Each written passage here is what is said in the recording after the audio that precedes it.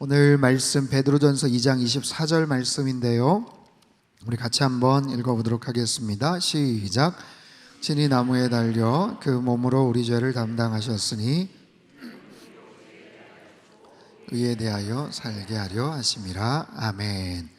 친히 나무에 달려 몸으로 우리 죄를 담당하셨다. 이는 우리로 죄에 대하여 죽고 의에 대하여 살게 하려 하심이라.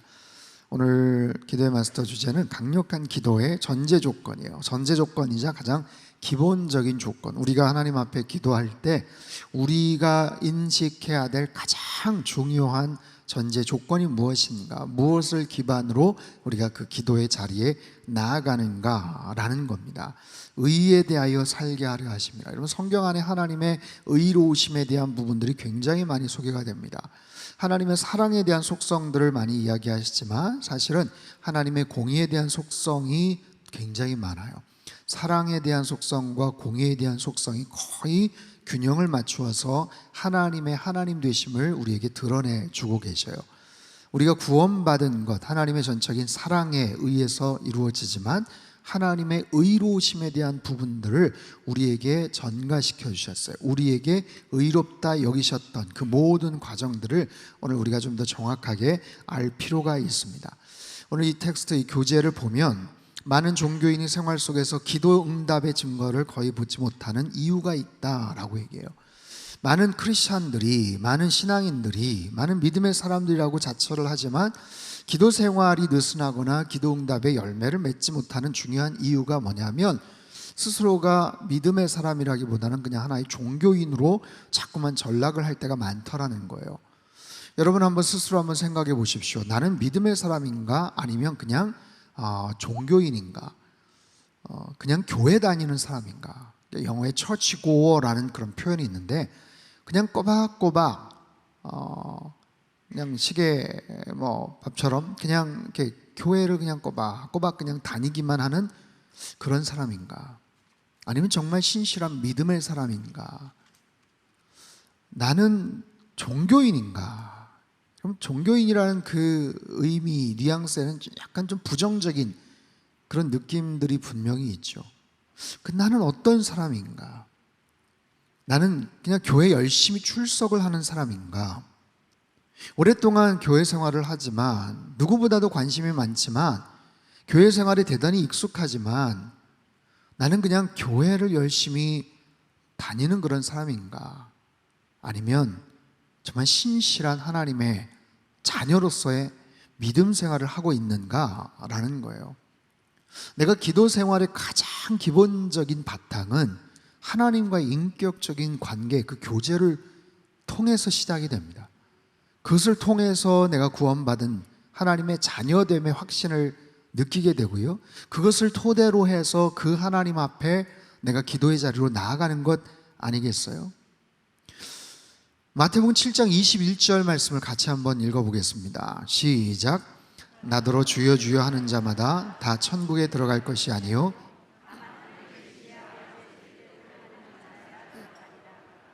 저자는 교재에서 뭐라고 얘기하냐면, 단언컨대 이 말씀은 성경에서 가장 두려운 구절 중에 하나다. 가장 두려운 구절 중에 하나다. 왜냐하면 나더러 주여 주여 하는 자마다 천국에 다 들어가지 않는다라는 거예요. 다만 하늘에 계신 내 아버지의 뜻대로 행하는 자라야 들어가리라. 우리들은 믿음 생활을 하면서, 신앙 생활을 하면서, 교회 생활을 하면서 그 하나님에 대해서 주여 주여 얼마나 많이 고백을 하고, 주님의 이름을 가지고 얼마나 많은 봉사활동도 하고 직분도 맡고 여러 가지 사역들에 대해서 능통해 가는 그런 모습들을 갖고 있습니까? 굉장히 교회의 여러 가지 부분들에 대해서, 전통에 대해서, 역사에 대해서, 규정에 대해서, 여러 가지 그런 규칙에 대해서 어느 사역에서, 어느 부서에서 10년, 20년 굉장히 잔뼈가 굵은 그 모든 것들을 다 꿰뚫을 수 있는 그런 모습으로 그 부서를 지키고 그 자리에서 혁혁한 그런 공헌을 하고 있지만, 자칫 그런 부분들이 하나님과 나 사이의 인격적인 관계나 교제를 까먹게 할 수 있는, 망각하게 할 수 있는 어떤 그런 모습들은 혹시 없는가? 여러분, 그런 부분에 대해서 예수님께서 경고를 하신 거예요. 나더러 주여 주여 하는 자마다 천국에 다 들어갈 것이 아니다.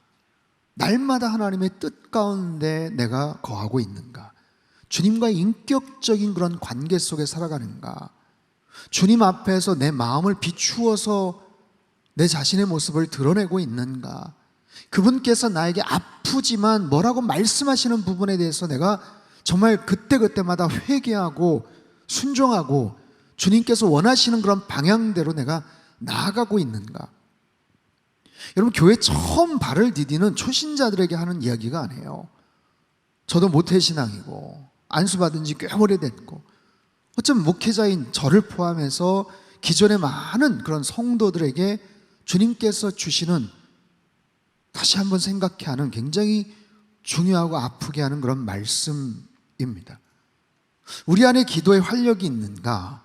생동감이 있는 그런 응답들이 있는가? 과거에는 그런 갈급함이 있었고 간절함이 있었는데 어느 순간서부터 그런 간절함이 사라지고 그런 순수한 열정들이 무뎌져 가고 있지는 않는가?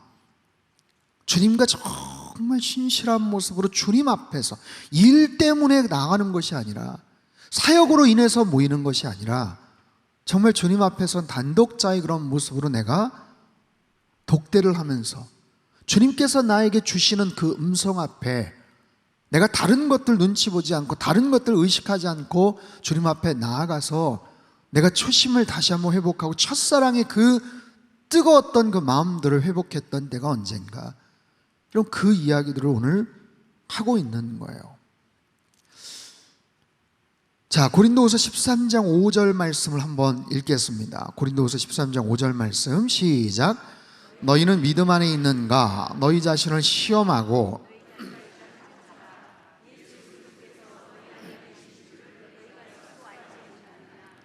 그렇지 않으면 너희는 버림받은 자니라. 너희는 믿음 안에 있는가? 너희 자신을 시험하고 너희 자신을 확증하라. 테스트해보라는 거예요. 믿음 안에 있는가? 너희 자신을 한번 테스트해봐라. 여러분, 묻겠습니다. 여러분, 믿음 안에 거하고 계십니까? 믿음 안에서 주님과 동행하고 계십니까? 교제하고 계십니까? 너희 자신을 확증하라 라는 것은요, 정말 냉정하고 엄격하게 테스트해보고 그리고 그 결과를 한번 비추어보라는 거예요. 거기에 대해서 인정하라는 거예요. 여러분, 사람 앞에서 그럴듯하게 우리는 포장하고 숨길 수 있지만 내 자신은 알아요. 그 주님도 아시죠. 나와 주님과의 정말 진정한 관계가 얼마나 정말 뜨겁고 신실하고 다정하고 친밀한지, 이 부분에 대해서 말씀을 하세요. 거기에 근거해서 기도가 나타나고 있는가, 이루어지고 있는가, 아니면 기도 자체도 하나의 그냥 반복되는 그냥 워딩의 반복, 계속해서 그냥 자동적으로 나오는 어떤 그런 기도의 어떤 그런 모습들이 아닌가. 여러분, 사람은요 참 누구든지 마찬가지예요. 정말 간절한 그런 상황, 절박한 그런 상황이 있으면 자기 진심이 나옵니다. 시키지 않아도 나와요. 누가 하라고 강요를 안 해도 정말 가슴속 깊숙한 곳에 있는 자기 진정한 기도의 언어들이 토해져 나가는 거예요. 근데 그런 상황들이 조금만 비껴나가면, 조금만 해결이 되면, 조금만 이제 숨 좀 쉴만하면, 조금만 살만하면 이제는 금방 망각해요. 누구나 마찬가지입니다. 그렇기 때문에 이 금요 성령 집회를 통해서 여러분, 이 기도에 대한 부분들 우리가 많이 들었던 얘기고 익히도 아는 얘기고 우리가 교재를 보면 끄덕끄덕 할 수 있는 그런 부분이지만 다시 한번 점검을 또 해보는 거죠. 내 자신이 어떤가? 아니면 진작에 나는 졸업했다고 생각을 하는가? 나는 은퇴했다고 생각하는가? 나는 이제 졸업했어, 끝났어, 아유 그거 뭐 옛날에 다 했던 거야. 혹여 우리 안에 그런 마음가짐은 있지 않나. 그래서 다시 한번 이 말씀에 비추어서 내 스스로를 다시 한번 주님 앞에 나아가는 거예요. 여러분, 하나님과의 관계는 어디에서 출발할까요? 주님과의 그 진정한 관계는 어디에서 출발할까요? 두 가지예요. 회개와 믿음입니다. 진정한 회개를 통해서 주님과 관계가 시작이 되고요, 온전한 믿음을 통해서 그 관계가 지속이 되는 거죠. 하나님과의 관계는 반드시 예수 그리스도의 십자가에 대한 믿음과 회개로 시작되어야 한다라고 교제에서 이야기를 해요.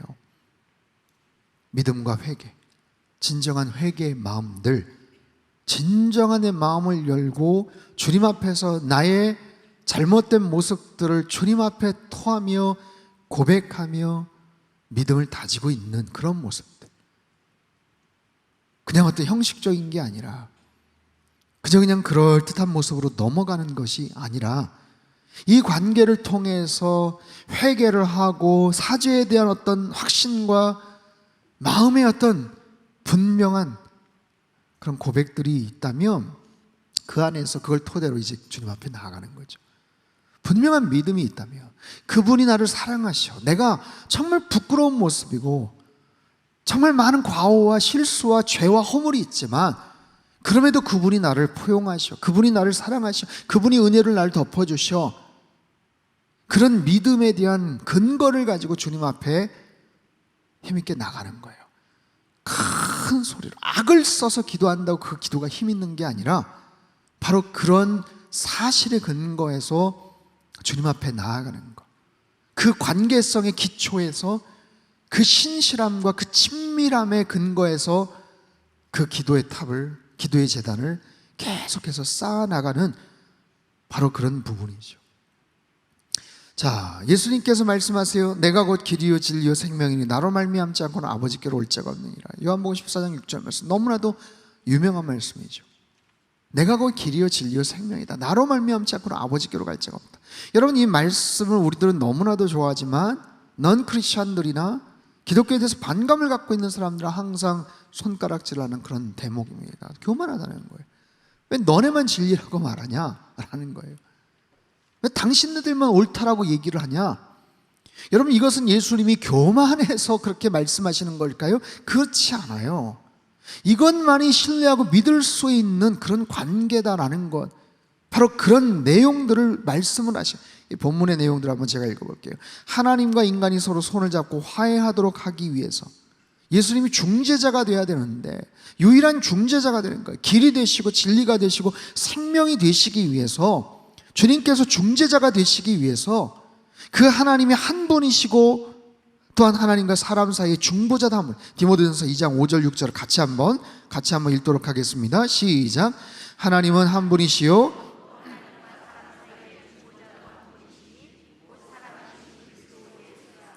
그가 모든 사람을 위하여 자기를 대속물로 주셨으니 기약이 이르러 주신 증거니라.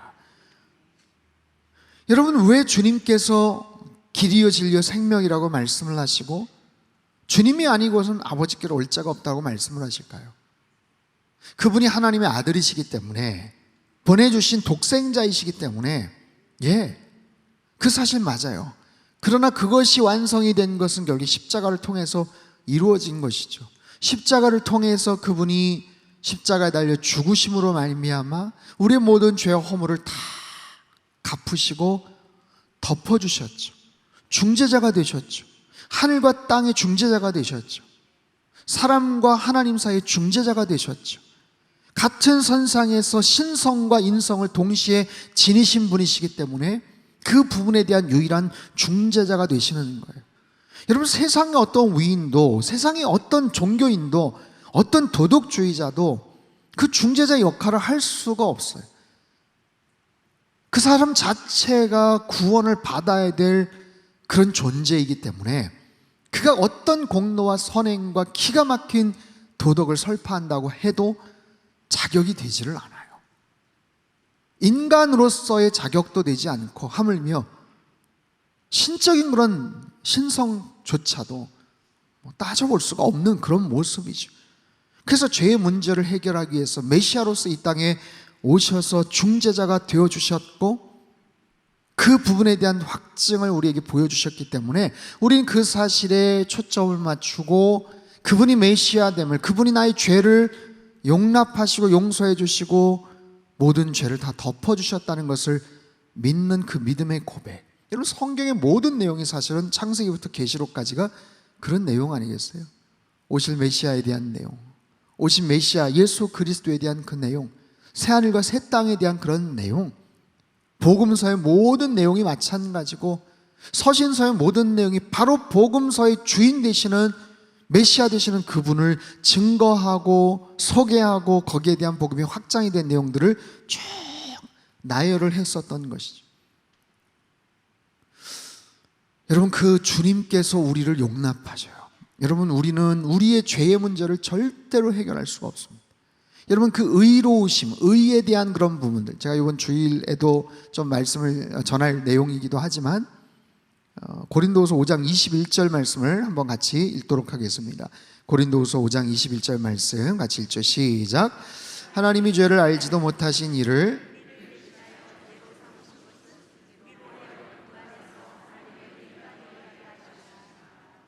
우리로 하여금 그 안에서 하나님의 의가 되게 하려 하십니다. 하나님의 의가 되시. 여러분, 저와 여러분 한 분 한 분이 하나님의 의로서 의롭다 여김받은 존재라는 것을 여러분 믿으십니까?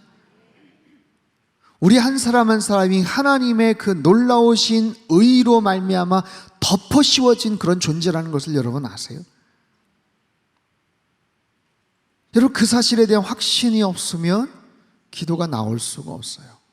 여러분, 그 사실에 대한 이건 겸손을 하자고 하는 얘기가 아니에요. 여러분, 그 사실에 대한 명백한 확신과 신뢰가 없으면 우리 천국에 갈 수가 없어요. 그 어떤 죄를 가지고도 들어갈 수가 없어요. 근데 우리는 늘 죄를 양산해냅니다. 날마다 죄를 우리는 만들어내요. 눈을 뜨면, 움직이면, 돈을 쓰면서도, 사람을 만나서도. 오늘 하루 어떠셨나요? 정말 거룩하고 깨끗하고 성결하게 착하고 우아하고 아름답게 오늘 그렇게 사셨죠? 정말 생각나는 어떤 그런 죄가 없을지라도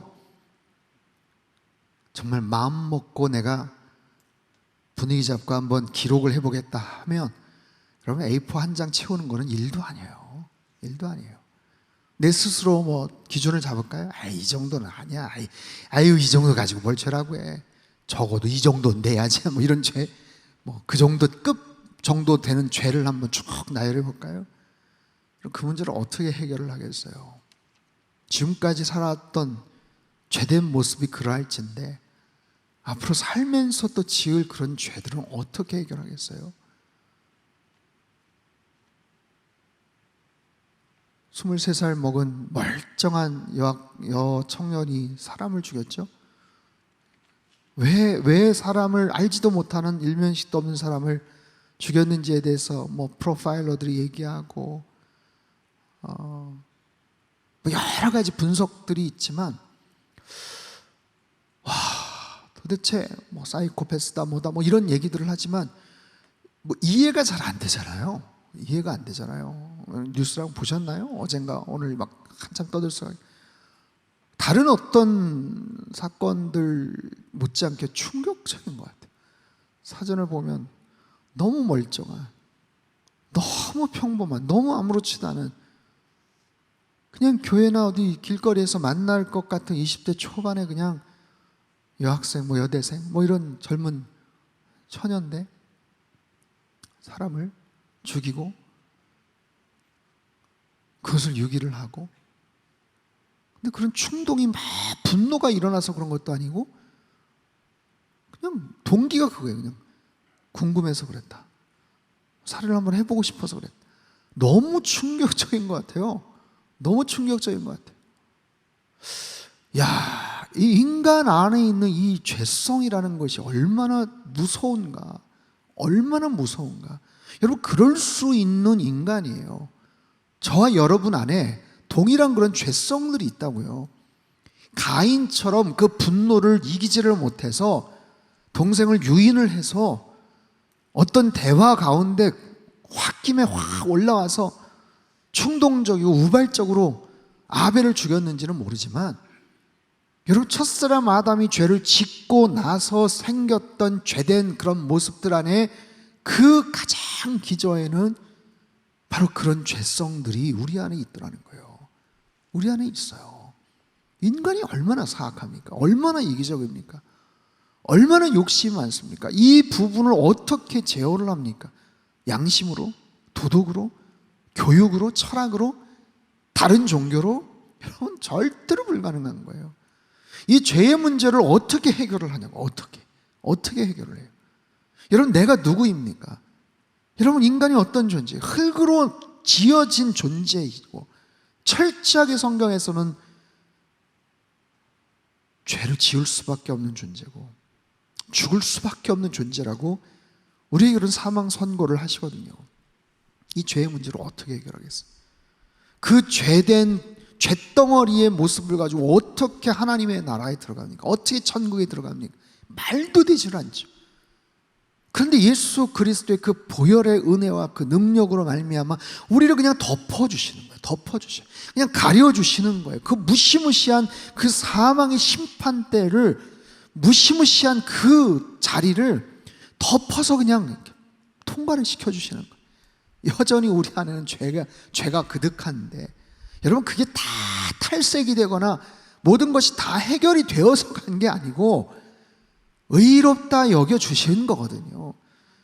그렇기 때문에 하나님의 사랑에 대한 그 속성과 하나님의 공의에 대한 그 속성에 대한 부분은 성경 안에서 가장 중요한 주제예요. 그 사랑과 공의. 좀 전에 읽었던 말씀도 그렇죠. 하나님의 의가 되게 하려 하셨다. 이게 하나님의 의예요. 그 사실을 우리가 그저 아멘으로 받아들이고 믿음으로 말미암아 그 하나님의 공의로우심을 우리는 드러내는 거예요. 다른 것도 없어요. 바로 그런 존재들. 그렇게 해서 내가 의롭게 된 존재라는 분명한 확신, 그것을 토대로 주님 앞에 나아가는 거예요.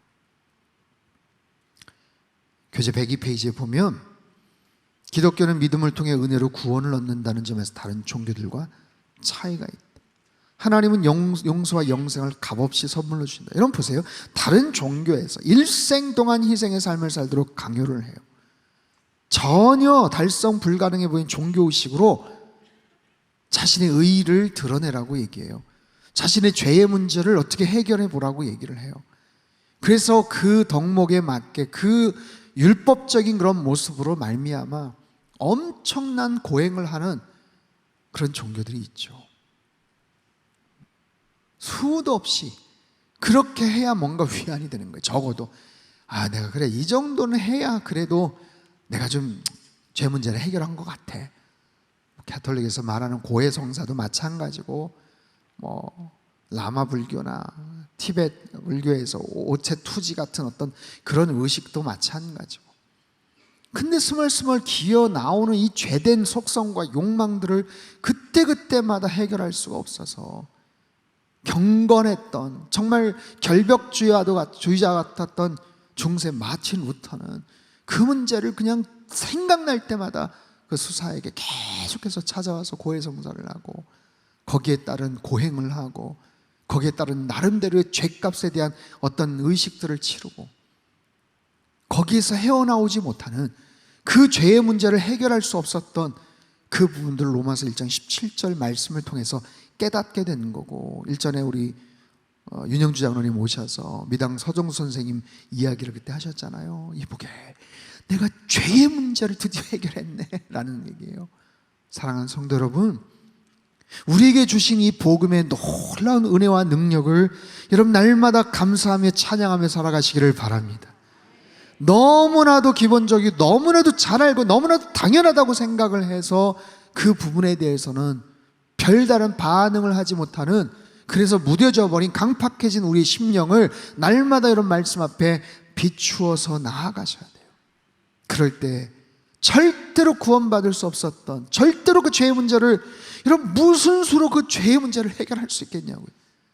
그런 우리들을 예수 그리스도의 보혈의 능력으로 씻어주시고 의롭다 여겨주시고 하나님의 백성 자녀 삼아주신 그 주님의 놀라운 은혜를 이런 날마다 찬양하며 살아가시기를 바라요. 디도서 3장 5절에서 7절 말씀 우리 천천히 한번 읽어보도록 하겠습니다. 시작.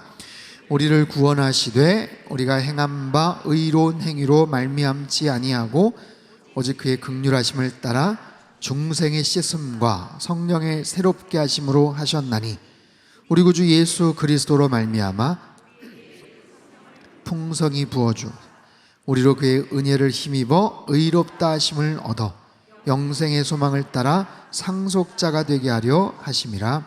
아멘. 이런 말씀을 한번 계속 띄워주세요. 우리를 구원하시되 어떻게 해요? 우리가 행한 바 의로운 행위로 말미암지 않고, 우리가 행한 바, 우리 나름대로 열심히 착하게 의롭게 살아왔던 게 있어요 없어요? 있어요.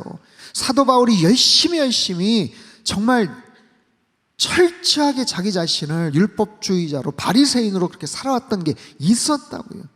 그럼에도 불구하고 그것 때문에 구원받은 게 아니고, 그것 때문에 사도가 된 게 아니고, 오직 그의 긍휼하심을 따라, 그분의 사랑하심을 따라 중생의 씻음과 성령의 새롭게 하심으로 하셨나니 우리 구주 예수 그리스도로 말미암아 우리의 그 성령을 풍성히 부어주사 성령님을 풍성하게 우리에게 허락해 주신 줄로 믿습니다. 그래서 그의 은혜를 힘입어, 그분의 은혜를 힘입어 여러분 날마다 그분의 은혜를 찬양하며 사시기를 바라요. 주님의 한량없는 은혜, 그 은혜를 날마다 여러분 묵상하셔야 돼요. 그래서 의롭다 하심을 얻어. 여러분 의롭다 하심을 얻으셨습니까? 아멘이죠. 우리 한 사람 한 사람은 의롭다 하심을 얻은, 의롭게 여김 받은 그런 존재인 줄로 믿습니다. 내가 의로워진 게 아니에요. 내가 예수 믿고 예수님 믿고 내가 착하게 살고 율법대로 살고 그래서 내 자신이 깨끗해지고 과거보다 물론 좀 더 나은 삶을 살았겠지만 그것 때문에 내가 저 천국에 들어가는 게 아니고 그저 의롭다 여겨주신 거예요. 의롭다고 치자라는 거예요. 아직 턱도 없는데, 아직 택도 없어요. 우린 따라갈 수가 없어요. 예수 그리스도 안에서 구원받은 존재라고 하지만 그럼에도 불구하고 스멀스멀 기어나오는 이 죄된 욕망들을 어떻게 할 거냐고요. 숨 넘어가기 직전까지 끊임없이 나오는 이 죄된 욕망과 욕심과 이기적인 마음과 누군가를 헐뜯는 마음과 그런 욕심들, 죄된 마음들, 그것이 아니라 의롭다 하심을 얻어 영생의 소망을 따라 상속자가 되게 하셨대요. 상속자가 되게 하셨대요. 저 천국에 지분이 있는 사람, 저 천국에 면류관이 있는 그런 사람으로 우리를 삼아주신 줄로 믿습니다. 사랑하는 성도 여러분, 하나님의 공의와 하나님의 사랑을 늘 깊이 묵상하세요. 늘 묵상하십시오. 하나님의 속성은 굉장히 다양하지만 가장 중심된 속성, 거룩의 속성이에요. 거룩하심. 하나님은 거룩하심. 하나님의 거룩하심. 그 거룩하심이 깨어지지 않도록 공의의 속성으로 하나님은 우리를 차단하세요. 공의의 속성으로. 가까이 가지 내 발에 신을 벗으라. 얼굴을 보면 죽는 거예요. 그럼에도 불구하고 그 하나님의 사랑의 속성으로 그 균형을 맞춰 나가시는 거예요. 공의의 속성으로만 우리를 바라보시면 한 사람도 우리는 살아남을 수가 없어요. 하지만 하나님의 사랑의 속성, 하나님의 사랑으로만 우리를 긍휼히 여기시기만 하면 하나님의 의로움에 대한 부분들은 침해가 되는 거예요. 하나님께서 무조건적으로 받아주시고 무조건적으로, 그렇지 않아요. 지킬 게 있잖아요. 하나님 앞에서 해결해야 될 것이 있잖아요. 그 긍휼하심, 그 자비하심. 그래서 그 하나님의 사랑과 공의가 만나는 자리가 십자가고, 그 십자가 앞에서 우리는 회개하고 가슴을 치며 회개하고 믿음을 가지고 주님 앞에 나아갈 때 우리를 의롭다 여겨주시고 은혜로 그 자격을 우리는 얻는 거예요. 사랑하는 성도 여러분, 일평생 이 귀한 복음의 가장 핵심적인 메시지를 여러분 망각하시면 안 됩니다. 내가 어떤 존재였는데, 어떤 모습이 되었고, 어떤 모습으로 살아갈 것인지, 이런 내용들을 우리가 이야기를 하고 있습니다. 로마서 10장 9절과 10절 말씀을 우리 같이 한번 읽도록 하겠습니다. 시작. 내가 만일 내 입으로 예수를 주로 시인하며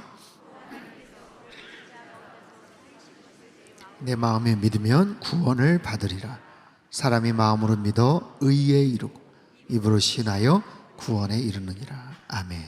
마음으로 믿어 의에 이르고 입으로 시인하여 구원에 이르느니라. 이 말씀을 잘 기억하시기를 바랍니다. 오늘 말씀을 좀 정리를 좀 할게요. 내일 또 아침에 원가족 새벽 예배가 또 있기 때문에 5가지입니다. 하나님이 하늘의 아버지가 되셔요. 하나님이 우리의 하나님, 하늘의 아버지가 되십니다. 우리는 어떻게 돼요? 그분이 아버지가 되시기 때문에 우리는 그분의 사랑하는 자녀가 되죠. 여러분, 자녀됨에 대한 분명한 특권과 분명한 확신을 절대로 잃어버리지 않게 되기를 바랍니다. 그 하나님은 나의 아버지가 되셔요. 온 우주 만물을 창조하신 그 하나님, 우주 끝까지 가려면 930억 광년을 달려야 간다고 했는데 그 엄청난 그 공간, 그 어마어마한 시간 속에서 이 지구라는 작은 별, 그리고 여러분, 우리가 200년, 300년 전에만 태어나도 예수님은 몰랐을 거 아니에요.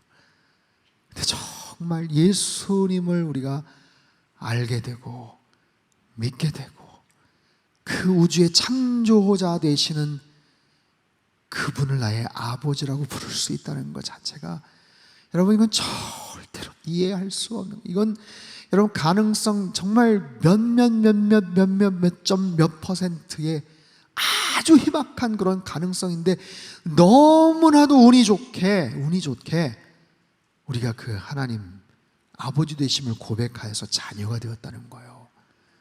이 사실이 얼마나 어메이징, 얼마나 놀랍습니까? 여러분, 누구나 다 얻어지는 그런 기회가 아니라니까요. 얼마나 놀라운 그런 기회, 얼마나 놀라운 은혜예요. 마음이 열려서 그 하나님을 나의 아버지라고 고백할 수 있고, 자녀됨에 대한 분명한 확신을 가지고 이 자리에 나와서 말씀 앞에 엎드리고 이 사실 앞에 우리가 은혜로 반응을 할 수 있다는 사실 띄워주세요. 세 번째, 거룩한 성령이 우리 마음에 들어오셔요. 마음의 문을 열 때 성령 하나님께서 우리 안에 들어와 주셔서 우리로 하여금 주님과의 연합, 주님과의 만남이 있게 하셔요. 예수 보혈로 구속함과 정결함을 받을 수 있다는 사실. 여러분, 이 사실의 근거에서 마지막 5번째, 기도로 담대히 하나님께 나아갈 수 있는 거예요. 여러분, 우리가 무슨 자격이 있다고 하나님 앞에 나아갑니까? 이 근거로 인해서 그 하나님이 나의 아버지가 되셔요. 띄워주세요. 그 하나님이 나의 아버지가 되시고 우리는 그분의 사랑하는 자녀가 되고, 성령 하나님께서 내 안에 임재하시고 내주하시고, 그래서 예수 그리스도의 거룩한 보혈로 말미암아 우리가 구속함을 얻고 정결함을 받고, 날마다 성령님 안에서 우리가 성화되어가는 의지와 욕망을 가지고, 거룩한 욕망을 가지고 날마다 나아가는 것. 그래서 담대히 기도의 자리로 나가는 거예요. 여러분, 담대함을 가지고 기도의 자리로 나아가시기를 축원합니다. 여러분, 기도하시되 믿음으로 기도하시기를 바랍니다. 될까 말까, 긴가 민가가 아니라 반드시 주님께서 내 기도를 들어주신다.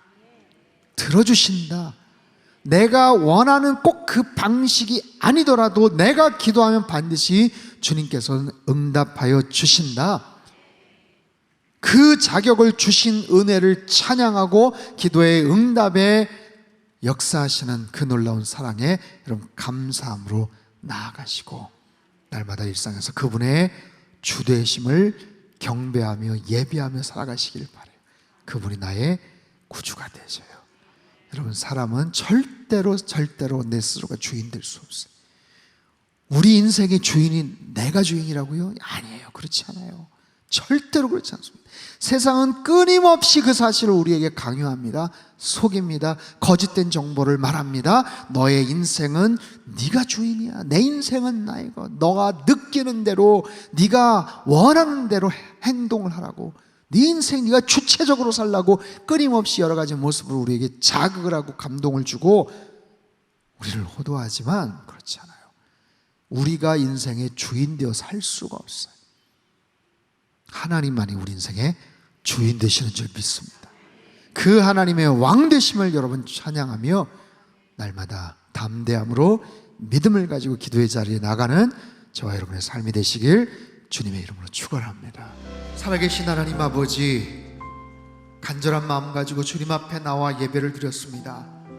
다시 한번 우리의 실존의 모습이 어떠한지, 우리가 과거에 어떤 존재였는지, 주님 안에서 우리의 그 주홍빛 같은 죄가 어떻게 해결이 되었고 어떻게 의로운 존재로 여김 받았는지를 저희가 말씀으로 다시 한번 깨우칩니다. 주님, 날마다 주님과 이 친밀한 관계와 교제를 늘 잃어버리지 않게 도와주시고 주님 앞에 담대한 마음 가지고 그 은혜에 찬양하며 감사하며 기도의 자리로 나아가는 하나님의 거룩한 백성들 다 되게 하시고 참된 기도의 마스터들 다 되게 축복하여 주시옵소서. 하나님 나라와 민족과 열방을 위해서 기도하였습니다. 대통령과 모든 위정자들 하나님 정직하게 하시고 주어진 그 자리, 하나님께서 주신 기회이고 자리입니다. 사리 사욕과 탐욕에 빠져 불의함에 빠져 하나님 잘못된 방향으로 이 나라를 이끌어가지 않게 도와주시고 하나님 참으로 많은 국민들 앞에서 백성들 앞에서 부끄러움이 없는 리더가 될 수 있도록 주께서 도와주시옵소서. 북한의 악한 김정은 정권이 힘을 잃게 도와주시고 신음하고 고통 가운데 있는 하나님 기근과 아사자가 속출하고 있는 그 북한 땅의 모든 주민들을 불쌍히 여겨 주시옵소서. 하루속히 복음 통일이 이루어질 수 있게 주님 역사하여 주시옵소서. 세계 열방 가운데 복음을 전하기 위해 나아간 169개국 23,000명 선교사님들 하나님 천군 천사로 주님께서 함께하여 주시고 하나님 말씀을 전할 때 복음의 놀라운 은혜와 능력들이 열방 가운데 나타나게 하여 주시옵소서. 환우들을 위해서 기도하였습니다. 간절하고 절박한 마음으로 부르짖어 기도하는 그들의 기도를 주님께서 기억하여 주시옵소서. 하나님 보혈의 능력으로 씻어 역사하여 주시고 치료하는 광선으로 구석구석 어루만져 주실 때에 급속한 치유가 있게 하시고 당장이라도 자리를 박차고 일어나게 하여 주시옵소서. 하나님 개인과 가정의 모든 기도 제목을 주님 앞에 아뢰었습니다. 하나님 열심히 살아가긴 하지만 늘 힘이 벅차고 많은 변수와 어려움 가운데서 어찌할 바 알지 못하는 하나님 우리 가족들을 주님 굽어 살펴주시고 같이 같은 믿음의 공동체가 되도록 성령 하나님 모든 가정마다 구원의 놀라운 은혜가 임하게 하여 주시옵소서. 예배하는 가정 되게 하시고 말씀의 능력이 살아 역사하는 가정 되게 주님 축복하여 주시옵소서. 우리 상당교회가 하나님 힘을 잃어가는 한국교회 복음의 능력을 증거하며 새로운 방향성을 제시하는 하나님 귀한 교회, 선교적 교회, 하나님 예배가 중심이 된 살아에 움직이는 하나님의 선을 행하는 교회 될 수 있도록 주님 붙잡아 주시옵소서. 임직 훈련을 받고 있는 항존직 피택자들이 잘 훈련받게 하시고 영적으로 더욱더 성장케 하시며 몸된 교회의 기둥 같은 일꾼들로 세워지게 하여 주시옵소서.